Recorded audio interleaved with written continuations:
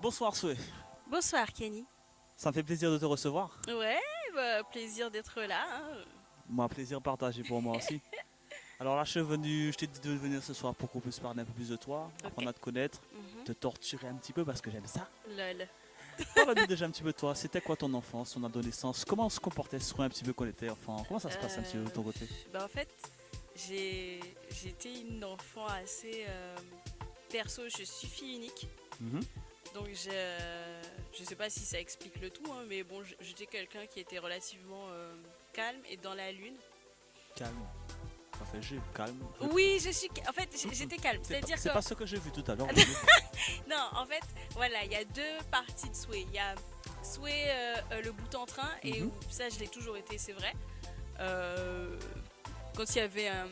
Je suis quelqu'un qui est très réceptive à l'ambiance. Donc dès qu'il y avait un petit bordel, un petit machin... Tu dois faire beaucoup de bordel à l'école entre nous. Je fais partie des rigoleurs. C'est-à-dire que je fous pas forcément le bordel, mais je rigole du bordel des autres. Et encore il faut encore il faut. Je me souviens que mon prof de français me disait Céline, mais arrêtez de glousser comme une poule, voyons. Tu limites bien ma parole. Tu te rappelles de son nom? Ah oui, c'était Monsieur Guilbeault, mais j'étais déjà au lycée là. Monsieur Guilbeault, c'est pour dédicace pour vous. Hein, ouais, prof de français, Monsieur Guilbeault, dément. Je doute qu'il voit ça, mais... T'inquiète pas, on va s'organiser pour qu'il le voit. Je vais m'organiser, Monsieur Guilbeault, je vais me donner le nom et tout, tu vas chercher. Non mais il était génial ce prof. En tout cas, j'étais très... Enfin, j'ai toujours apprécié un bon bordel, mais à côté de ça, je suis quelqu'un de super posé, de calme, et qui aime prendre le temps justement de se recentrer et au calme quoi. Tout au calme quoi. Ouais. Donc ouais, j'ai des périodes où on m'entend pas, où je travaille dans mon coin, ou sinon je suis observatrice. Il y a des fois aussi où je suis dehors, mais comme je suis pas du tout sur ce qui est en train de se passer autour de moi, donc en fait je suis complètement absente. Ça arrive, et j'ai toujours été comme ça. D'accord.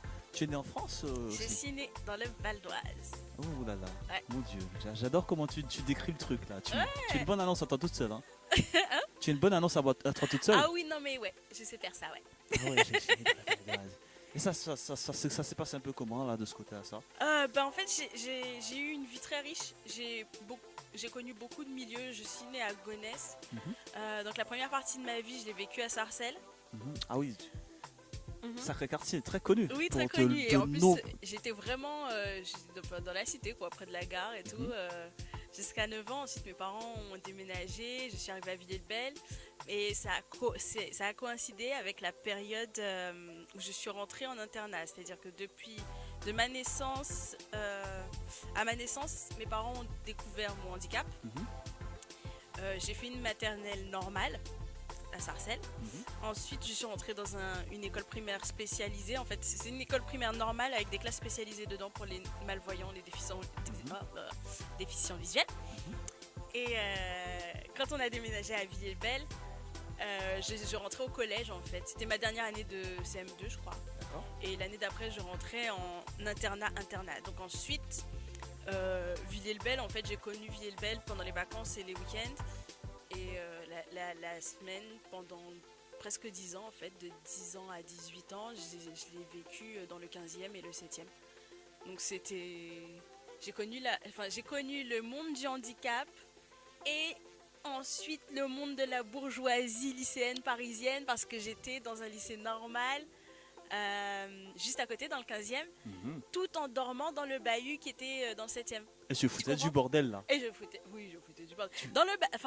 À l'INGA, en fait, c'est l'Institut National des Jeunes Aveugles. Lorsque j'ai commencé à être intégrée, on me voyait un petit peu moins souvent parce que le rythme scolaire était carrément accéléré. Ah ouais? C'est-à-dire dans quel sens? Alors, je t'explique. À chaque fois que je sors le carnet là. Non, mais en fait, c'est pas compliqué, mais bon.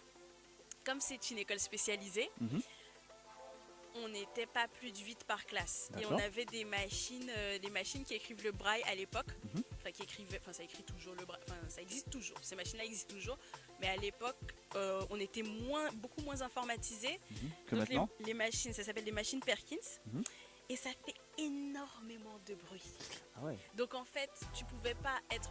Je crois que le grand max, c'était 11-12 dans une classe. Pas plus.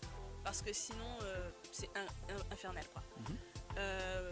Et puis de toute façon, il n'y avait pas assez d'handicapés pour mettre 30 bigleux dans une classe. Mais non, c'est pas possible. Donc, en gros, donc j'ai fait de la 6e à la seconde. Mhm. En fin de seconde, on s'est mis d'accord avec mes profs que je devais redoubler pour aller à l'extérieur. Effectivement, si j'avais pas redoublé, je crois que j'aurais jamais eu mon bac parce qu'en fait, en fait, quand je suis arrivée dans le lycée normal, c'est comme si j'avais pris une classe en plus. Je vous raconte pas le délire pour s'adapter, pour dire aux professeurs de lire en même temps qu'ils écrivent sur le tableau parce que Ah, sinon, ça a dû saouler certains quand même. les profs, ouais, Ouais. il y en a plein qui le faisaient pas en fait. Hein. Ah ouais. Oui, il y en a plein qui le faisaient pas parce que, en fait, c'est un automatisme. Il y en a qui étaient très très consciencieux et qui étaient très appliqués. Donc ils s'arrêtaient bien, ils regardaient bien, ils s'assuraient bien que je suive. Mhm. Mais il y en a d'autres qui n'en avaient rien à carrer. Donc, Ah ouais. donc ils faisaient leur cours et moi j'étais obligée soit d'être avec un pote qui puisse me dicter en même temps que le prof écrit sur le tableau. Mais c'était vraiment... c'était une expérience, hein. Ouais, de ce que j'entends, t'as vécu plusieurs phases quand même. T'as Ah surmonté oui, beaucoup d'épreuves. Hein. c'est que le début, ça. Mais c'est ce que je pense que j'allais revenir avec toi, c'est justement sur ta situation d'handicap. Ouais. Justement, bon, j'ai un petit peu plus ou moins les éléments de ma réponse, mais Mhm. comme vous posez la question, comment tu l'as vécu, autre de ce que tu me racontes quand même, comment tu l'as vécu, comment ça s'est un peu passé dans ta tête, comment, quotidiennement, Je comment... t'explique. Mes parents m'ont très bien éduquée et ma famille, de manière générale, m'a éduquée comme si je n'avais rien. Mhm. Donc en fait, mon handicap n'a jamais été une excuse pour ne pas faire certaines choses. Mhm. Donc j'ai vécu pendant une grande partie de ma vie dans une sorte de déni qui fait que les gens, jusqu'à aujourd'hui, il y a certaines personnes qui ne le voient pas et il y a des personnes qui me côtoient oublient que je suis handicapée. Et en fait, c'est marrant parce que après, il a fallu que je travaille sur moi pour me dire oui, tu es handicapée, donc c'est normal que tu fasses des trucs beaucoup plus lentement que des personnes voyantes. Mhm. Par exemple, des fois je pétais un plomb parce que je ratais un plat.